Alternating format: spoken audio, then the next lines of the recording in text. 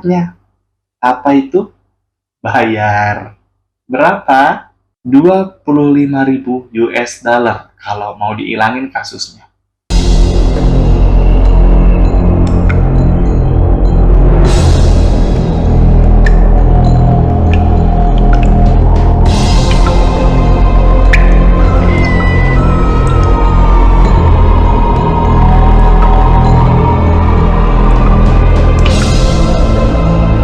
Hai guys, welcome to Enroll. Apa kabar semuanya? Semoga baik-baik aja. Terima kasih udah mau mampir.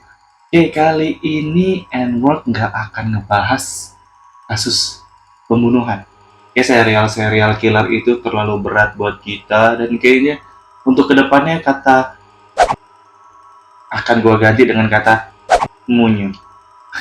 Biar lucu aja, biar kayak youtuber-youtuber lain kan katanya pada nggak boleh tuh. Nah, daripada kita kena teguran dari YouTube, mending kita ubah dari awal, ya kan? Terus, Enward mau ngebahas apa nih sekarang? Nah, Enward mau ngebahas di mana ada salah satu kasus. Kasusnya itu terjadi di negara Wakanda. You know Wakanda. Nah, tapi orangnya ini bukan dari Wakanda asli, tapi dari luar negeri. Nah, mau tahu kasusnya kayak apa? Klik tombol like dan subscribe-nya dulu. Udah? Ok. Oham. Okte. Wis. And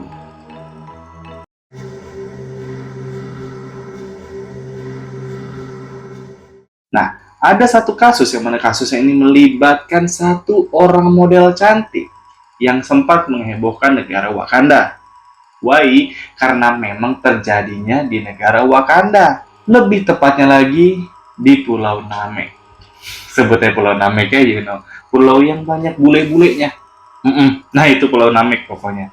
Dan kenapa kasus ini dibahas? Karena kasus ini banyak bikin ketersinggungan di beberapa pihak. Nah, dari ketersinggungan itu muncullah beberapa spekulasi tersendiri. Kasusnya terjadi sekitar tahun 2005. Nah, yang mana kebetulan model cantik itu lagi ada di Wakanda nih, di Pulau Namek. Yang mana tiba-tiba si model cantik itu ditangkap sama kepolisian Wakanda yang ada di Pulau Namek ya. Nah, modelnya itu namanya Michelle Leslie. Leslie, bukan Lesla. Leslie. Kita panggil Leslie aja ya. Nah, sedikit background dari si Leslie nih. Leslie ini lahir pada tahun 1981 di daerah Adelaide, Australia Selatan. Dan Leslie ini lahir dari pasangan Albert dan Violetta Leslie. Dan ternyata Leslie ini masa mudanya nih, dia tuh ternyata tomboy. Dia sendiri yang ngaku kalau dia tomboy. Dan dia sempat bersekolah di Sacred Heart College, di tempat daerah kelahirannya lah di situ. Nah, kok cewek tomboy bisa jadi model? Nah, awal dari dia jadi model adalah gara-gara bapaknya nih. Bapaknya ngasih dia kursus modeling sebagai hadiah ulang tahun dia yang ke-15. Dicoba sama Leslie, ternyata dia suka. Sampai di mana kelas dia selesai, dia udah selesai nih sekolahnya, dia lanjut lagi ke tahap kedua. Jadi kayak misalnya dari apa ya, kayak dari pemula ke medium lah, kayak gitulah. Gue nggak ngerti tahapannya. Nah, pokoknya pas di sekolah yang kedua ini dia nggak selesai. Kenapa? Karena dia udah mulai tertarik nih. Ini modeling gue bisa jadi cuan. Akhirnya dia tertarik masuk ke karir model. Awal-awalnya dia ngambil job model ini model part time gitulah, model paruh waktu. Tapi ternyata di situ rezeki dia. Why? Karena dia mulai sukses menjadi modeling catwalk. Selain jadi modeling catwalk, dia juga jadi modeling katalog majalah yang majalah besar di daerah Adelaide sana. Dan dia juga berkarir di beberapa brand ternama di daerah Australia sana kayak David Jones, Harris Carver, Maya. Selain itu, di sekitaran tahun 2000, si Leslie ini juga pernah ikut reality show Search for a Supermodel di Australia. Kalau di sini adanya di Imen nih. Anjir, gue ingetnya di Imen lagi. Ya pokoknya dia pernah ikut reality show Search for a Supermodel di Australia. Dan dia juga ternyata sempat ikut Miss World Australia dan menduduki posisi runner-up di kala itu. Dan Leslie mulai besar namanya sampai ke tahap internasional, di mana kala itu model-model yang lagi berkembang itu, yang lagi naik daun, yaitu model-model dengan ras campuran Asia Australia. Yang mana kebetulan Leslie ini punya kriteria tersebut. Kenapa? Mukanya rada-rada Asia yang dia dapat dari ibunya, yang mana ibunya ini asli orang Filipina. Dan akhirnya dengan privilege yang dia punya itu, akhirnya ya namanya makin naik, makin naik, makin naik, makin naik, dan dia masang image dia sebagai orang Asia meskipun dia kelahiran dari Australia. Dan di tahun 2003, Leslie sempat pindah ke New York untuk sementara waktu. Buat apa? Modeling. Dan di luar catwalk, ternyata si Leslie ini juga terkenal sebagai modeling pakaian dalam. Yeah. Dia terkenal di salah satu brand modeling pakaian dalam yang bernama Anne Spence dan juga lingerie merek Crystal. Crystal apa Crystelle sih bacanya? Gue nggak tahu. Pokoknya itu di tahun 2004. Tadi sedikit backgroundnya, sekarang kita ngomongin kasusnya nih. Kasusnya ini terjadi di negara Wakanda di Pulau Namek pada tanggal 21 Agustus 2005. Yang mana kebetulan si Leslie ini lagi OTW ke pesta dansa. Gue nggak ngerti pesta dansa yang dimaksud tuh acep-acep atau gimana. Pokoknya tulisannya tuh pesta dansa lah. Gue cari di artikel tuh pesta dansa pokoknya. Pesta dansanya itu modelan pesta dansa terbuka tuh. Kayaknya outdoor sih. Cuman belum sampai sana nih, belum sampai tempat tujuan, dia masih OTW, tiba-tiba mobilnya dihadang sama polisi. Polisi tiba-tiba ngegeledah tasnya dia, handbag gitu kan. Dan di handbag itu ditemukan oleh polisi ada 2 buah pil yang berada di dalam handbagnya Leslie. Akhirnya Leslie pun dibawa oleh kepolisian dan setelah diperiksa diketahuilah bahwa 2 pil tersebut merupakan pil ekstasi. Dan ketika dilakukan tes urin, tidak ditemukan adanya jejak narkoba di dalam urinnya Leslie. Cuman, ada jejak amfetamin di dalam hasil tes darahnya Leslie. Amfetamin gue nggak tahu. Amfetamin gue nggak tahu itu apa. Coba cerita di bawah. Gue nggak paham itu apa. Di dalam laporan polisi, ingat, di dalam laporan polisi, Leslie menyatakan kalau 2 pil tersebut didapat dari teman yang bernama Mia. Bukan Mia yang itu, beda Mianya. Mia, oke? Mia. Yang mana Mia ini memiliki nama asli Namira Azman. Mianya dari mana? Ya pokoknya itulah namanya Mia, aslinya Namira Azman, yang mana dia juga sebenarnya seorang supermodel juga tuh. Cuman asalnya dari Singapura. Dan si Mia ini juga kerja di manajemen yang sama sama Leslie, di Chic Management. Dan di laporan polisi juga, itu menyatakan bahwa Leslie sudah memakai narkoba jenis itu selama 1 tahun. Dan Leslie nggak bisa pesta tuh, nggak bisa, ya high lah, nggak bisa on kalau nggak bisa pakai narkoba itu. Di laporan polisi menyebutkan seperti itu. Dan insiden penangkapan Leslie ini benar-benar heboh. Dan nggak cuma heboh di negara Wakanda, tapi sampai ke Australia. Negara asal Leslie. Menteri Luar Negeri Australia yang waktu itu namanya Alexander Downer itu sampai mengeluarkan peringatan kalau ya udah hati-hati kalau bawa narkoba ke Asia. Dia nggak ngasih larangan, dia cuma ngasih himbauan lah, hati-hati kalau bawa narkoba ke Asia tuh. Cuman yang galak nih Perdana Menteri Australianya yang namanya itu John Howard. Waktu itu ya, dia ngasih tahu kenapa kalau misalnya ada orang Australia yang ketangkep di negara Asia gara-gara narkoba, jangan harap dapat pertolongan dari Australia. Dia sampai ngomong kayak gitu coy, dia nggak mau ikut campur.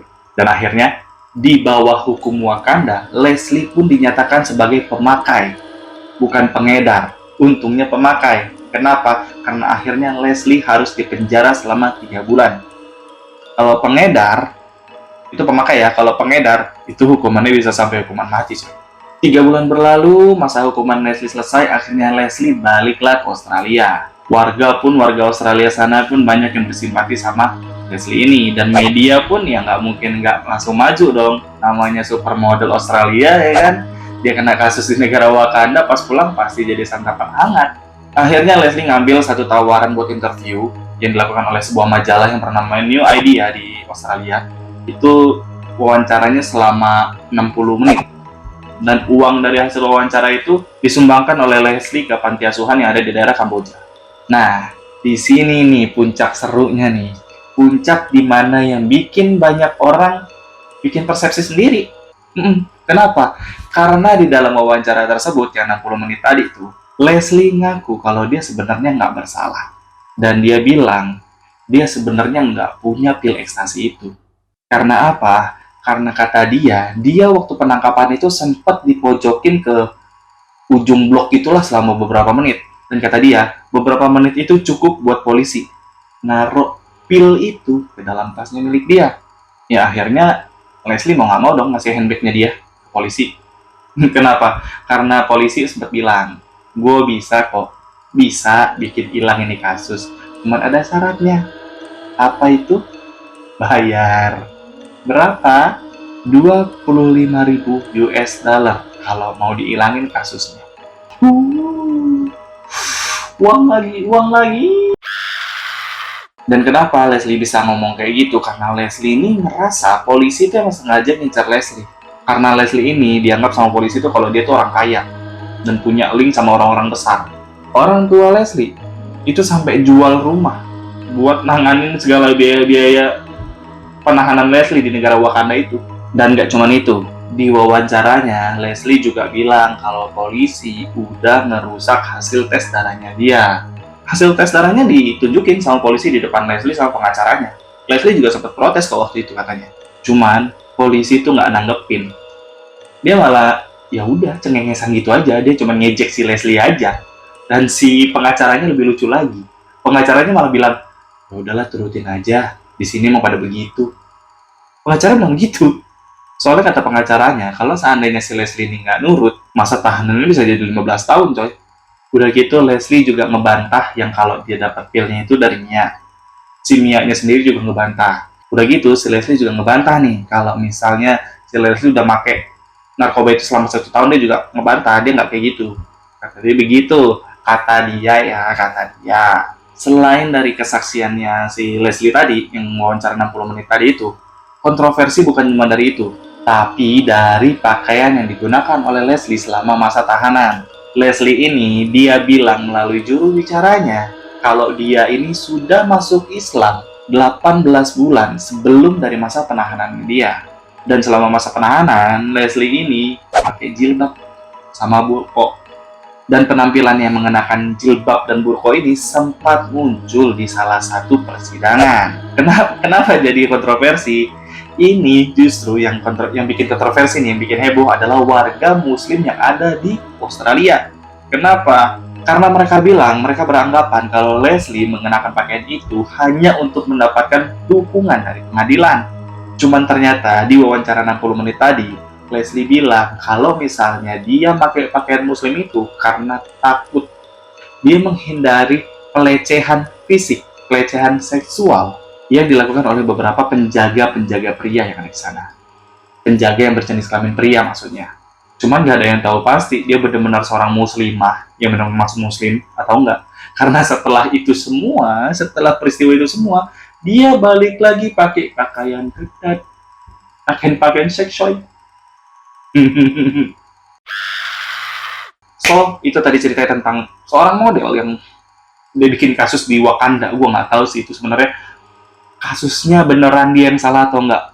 Silahkan kalian para netizen yang terhormat penduduk N-Worldian coba berkomentar dia salah atau tidak. So, terima kasih buat yang udah menonton video ini. Jangan lupa klik tombol like, subscribe, dan loncengnya. Jadi setiap kali gue upload video ya kalian langsung dapat notif.